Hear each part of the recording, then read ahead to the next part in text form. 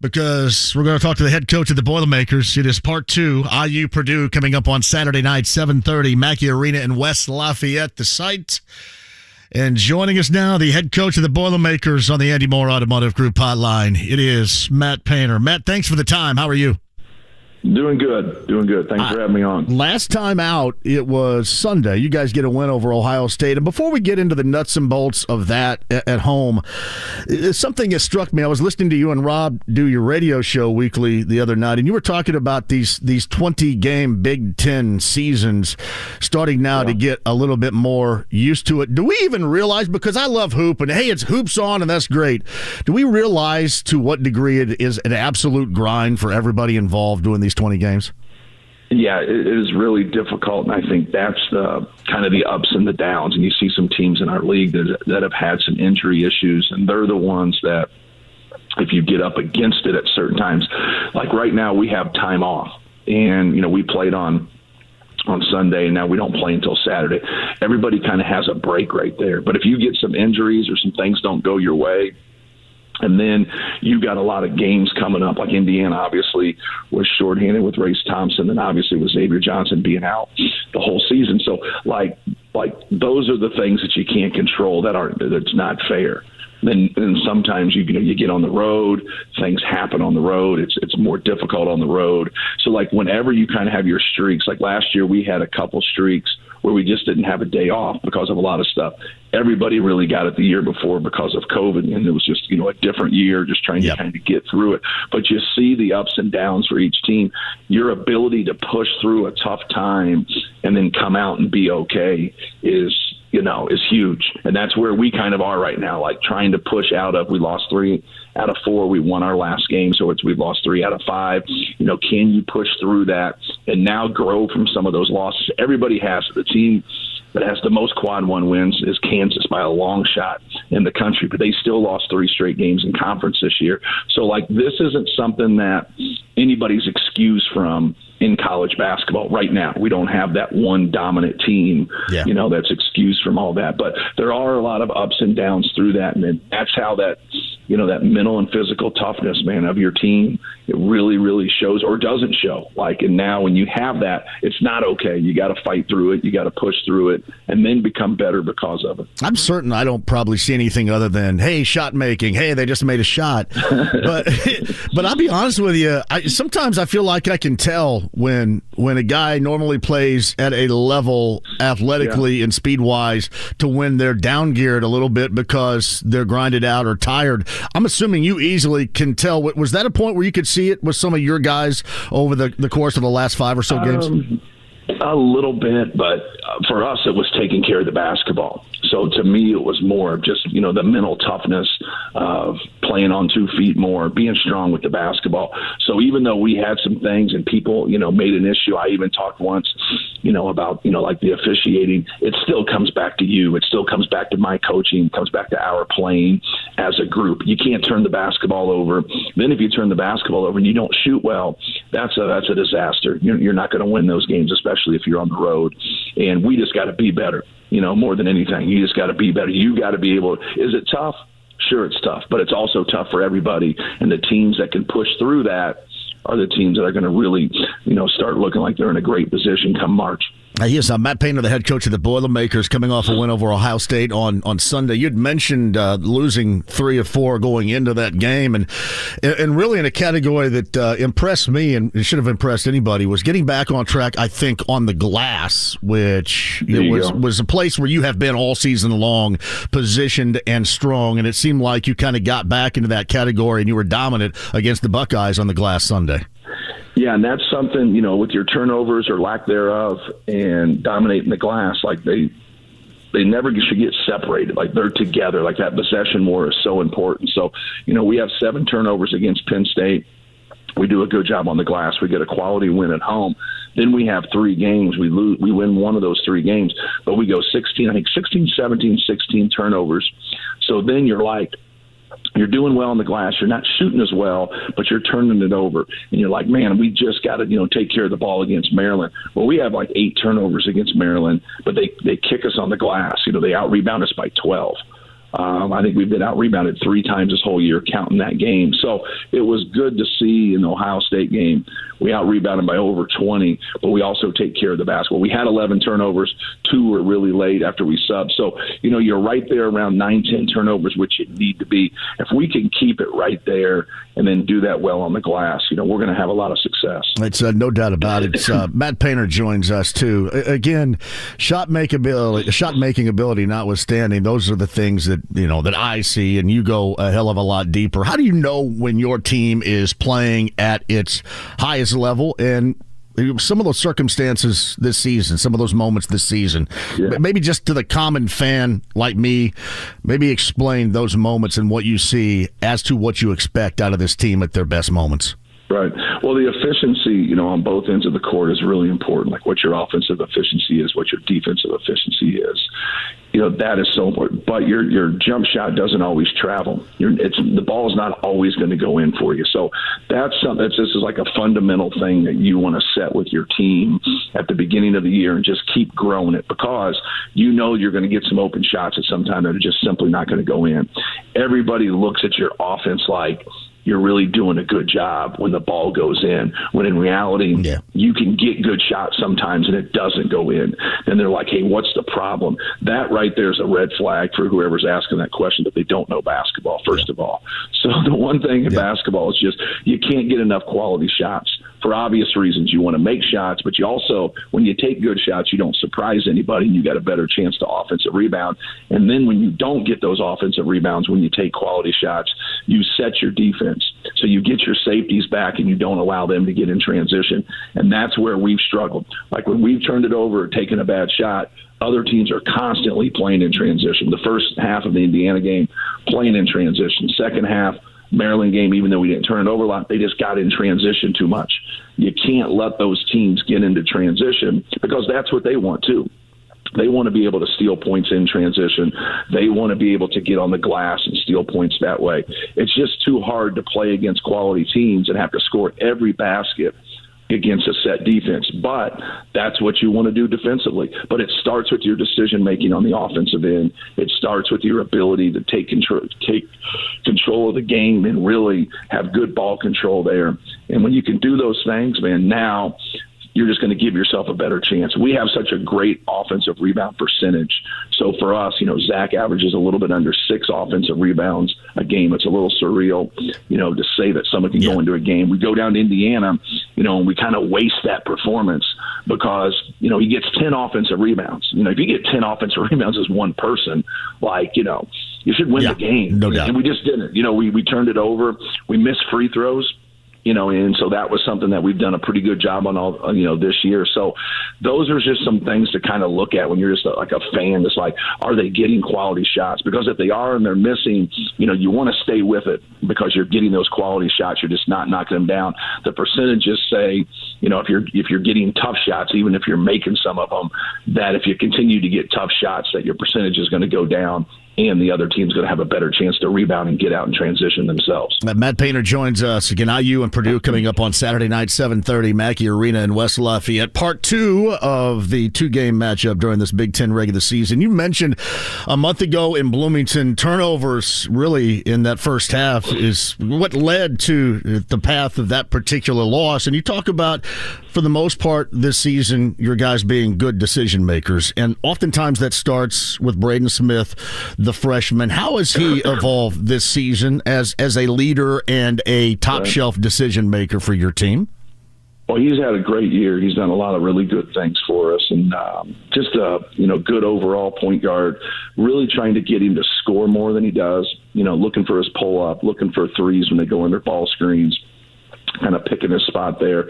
But he does a great job attacking the defense, and he's got very good natural instincts how to play. He's got himself in some tough spots late in games where he leaves his feet to pass, and he gets a lot done when he leaves his feet to pass. But when you get into those crucial situations there, you got to play on 2 feet. You got to dribble through, and so he's learned some valuable lessons, going forward. But he's been great. He gives us someone that sets up guys, gets the ball to shooters, gets the ball inside to Zach, but also pushes the tempo for our team.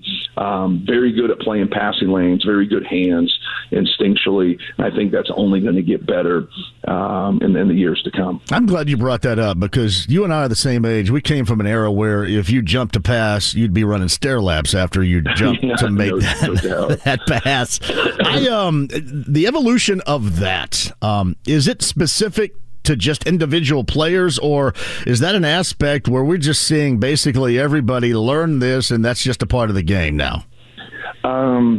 I'd prefer him to play on 2 feet. He gets some things done that way. But I do think it's individual. I do think that, he needs to have the ability to be able to do that. But he also, are we creating a bad habit for crucial times of a game? And that's what we're trying to kind of get across to him is that at those times, like now, just keep your dribble alive, dribble through, or jump stop and play on 2 feet. If you have an angle and you got it, you can play off of 1 foot. The old adage was, and it still holds true, if you're leaving your feet, you should be leaving your feet to shoot the basketball. Right. And there's still times like, especially when I always call it the Venus flytrap, when you get deep against size, now you got into that, the Venus flytrap, and now can you get out of there? Well, if you jump stop, you don't take your shot out of play. When you leave your feet and you didn't go to shoot, you've eliminated the shot. So your options have been, eliminated right there. Now you're a passer. That's all you are when you leave your feet and you have no place to go. When you jump stop, you have not eliminated the ability to shoot the ball. You can reverse pivot, shoot a little fadeaway. You can reverse pivot, step through, and kind of shoot like a little underscoop layup right there. But you become a passer too. So, now you have options when you're on 2 feet. When you do it the other way, I hope you know what you're doing and you have the ability and the skills to make those plays because, now you have to. The great ones, when you watch NBA games and you do that, you see that stuff, they still fall victim to it. But the great ones, LeBron James, the Chris Paul, that's second nature for those guys. They've worked it, but they're elite. They're the outliers. And so, but who do we model? We model Steph Curry, we model Chris Paul, we model LeBron James, and they have some abilities that most people don't have. When you're talking about Braden, too, and I want to go back to a point you made about, stepping up and taking a shot. You've seen defenses will play him for the pass all the way to the jump pass, and seems like that there becomes such a small margin for error, and there's a lot more stuff that can go wrong, and I would agree with you. If you were to stop and pop or to look for his own a little bit more, then I think that opens up the choice where defensively you're not just playing the pass because you've seen it over and over again on film. That's what he does. Yeah, and that's what he needs to continue to do. He's going down the right path. He walked on campus with some really, really good instincts, knows how to play. Now just kind of refining some things through the college game right here and learning some lessons as you go. But that's true for everybody. He just has the ball in his hands a lot. He has a lot of responsibility for us, but he's also earned that responsibility. It's Matt Painter who joins us. It's IU and Purdue coming up on Saturday. Again, first time out in Bloomington, a win for the Hoosiers. What do you think about the way, and obviously IU played last night and lost on the road in East Lansing to Michigan State, but what do you think about the matchup part 2 coming up with the Hoosiers on Saturday night, Matt? Well, obviously, I think it starts with Trace Jackson-Davis. He is such a tough cover. He's so athletic and he's so quick. He just simply overpowered us a couple times, in Bloomington, just made a couple quick moves, and then we got there and he just went through us. And so he's, been great in our league, one of the best players in the country. So I think it starts, with that matchup. Shafino was really good against us at their place. He's a very, very good player, talented. I know for them, that 1-2 punch is what they really look for to kind of get him going and also get Trace going. But, they have a lot of good players. They bring Renew off the bench, who's very, very talented, good player. Race is someone who's been in our league a long time that could really defend, rebound, knows what's going on. Very good player. Galloway's improvement has really helped them. He's a guy that plays hard, he defends, but now his offensive piece, he can drive the ball and get into the paint and make plays. He's making threes. I saw him in the box score. I went recruiting last night, so I haven't seen the game yet. He made 3 threes. On the road, which is very, very difficult. His improvement offensively has really helped him. Miller Kopp plays very hard, competes, defends, is a shot maker. So I like that balance right there with the guys that I just mentioned. I think they have a very good balance because Galloway's made that improvement shooting. Cobb can knock those shots down right there. Shafino can make threes. Now when you put him with Trace Jackson Davis, that they're really complementing each other well. They're falling some victims, kind of like a lot of different people, like getting on the road. They had a good start to the game yesterday, and then Michigan State came back. I was listening to Fish on the radio when I was driving back to the airport, and then they made that nice little run. Michigan State did at the end of the half, and then they really didn't. They didn't get that back. And that's kind of part, we're in the same position when we played Maryland the other night. We're up 8 with 15 minutes to go in the game, and then all of a sudden it was an avalanche. This wasn't quite the avalanche from just kind of looking from 10,000 feet, but they had control of the game in the first half. I know there's a lot of game to be played, but that's what you want to be able to do. You want to be able to gain control on the road and keep control on the road and keep them down. Doesn't mean you can't seesaw and still win games, but the percentages are definitely up when you control the game throughout. Your team has almost a week off. Was that necessary? Yes. Do you think you guys need a bit of a break here? Do you like having almost that much time? Yeah, I think everybody would take that at this time of the year. Yeah. When people kind of say, well, this guy's hurt and that guy's hurt and that stuff. Everybody has people hurt. It's the wear and tear of the season. That's why you got to have that mental toughness to be able to fight through things and keep competing and keep playing. But you like that time off, getting your guys refreshed, getting them going again, and having some good practice to get ready for your next game. You dig on the Tuesday night high school recruiting drives? You like that? Especially this time of year, because the girls are playing in the high school finals, so obviously the fellows are going to be playing on a Tuesday or a Wednesday, something like that. Yeah, it's all right. You're just trying to pick some spots with some guys that you're looking at to be able to get out. I get out a lot during the season. I think I like watching guys with their high school team. I like watching them and seeing them interact. I think it's a big piece. Yeah. When you have guys that get there, because it's hard, man. It's not everybody can be like Braden Smith and Fletcher Lawyer and come in and start as a true freshman. Some guys got a red shirt. Some guys got to play a role for a while. It's very, very difficult. Like, you got to get the right pieces on your team. Obviously, you want talent, but you also want production, and you want good guys that are going to blend on the team. Is there a vital piece that you look for just outside of athleticism, talent, and the basketball package there? Yeah, winning. Yeah, that's what I look for. You get in high school and you're just more talented than people. That's one thing. Everybody understands that those recruits are there. But do you have winning ways about you? Like, are you a good guy? Are you a competitor? When things don't go your way, how do you and the people around you, react? Do you support your high school coach? I always say that about parents that complain about their high school coach. I said, I'm next. I'm next. You're complaining about them, but they're going to be out of the equation. And then when you come here, you're going to complain about me then. So it's always interesting to hear people talk about stuff they don't see. That blows my mind when people go on Twitter and they do stuff like, hey, man, we practice every day for 3 hours. We start in June. We do all these things just because you got an ESPN package, doesn't make you an authority. There's a lot of things going on that you can't see behind. That's that's how you come to your answers. You come to your answers through their production and practice and how they handle themselves. Have you, obviously being a coach as long as you have now, have you refined that viewpoint of what you're looking for in a player over the years? Is that ever evolving? Sure. I don't think your puzzle's ever complete. I think you in recruiting, you're always working towards, getting the right answer at the right time for your program and where you're at. And it's not always, there's an inexact science to it. So why it works for one guy might be a little bit different from the other, but you can't have enough substance, and you got to find guys that have substance and guys that are about winning. Every now and then, you can find guys that just their talents are so great and they might not have those things, but now you're going to try to bring that out of them and get them to understand that, we don't become you, you become us. That's always an old adage that, coaches have said through the years. And that's what they got to understand. When you come in here, we've done this for a long time. We're going to try to help you kind of get acclimated and get set for this. This isn't going to be the same. It's just not going to be the same going forward. It's just, high school to college is much different. College to pros is much different. You got to be able to make those adjustments and do it right away and sacrifice. Everybody on your team has to sacrifice.